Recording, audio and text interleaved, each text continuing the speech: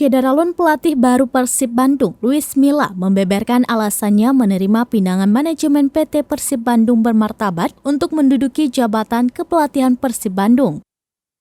Penunjukan Luis Milla itu dilakukan sepeninggalan Robert Rene Albert yang didepak beberapa waktu lalu.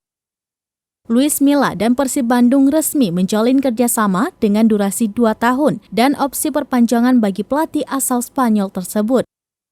Usut punya usut, Luis Milla ternyata terpikat dengan tawaran kursi pelatih tersebut karena manajemen Persib menunjukkan keseriusan untuk membangun klub berjuluk Pangeran Biru itu. Direktur Utama PT Persib Bandung Bermartabat, Teddy Cahyono pun menuturkan bahwa proses perekrutan Luis Milla memang memakan waktu. Hal tersebut dimaksudkan sebagai pertimbangan yang diambil oleh manajemen Persib untuk menunjuk pelatih yang juga sempat menjadi juru taktik tim nasional atau Timnas Indonesia.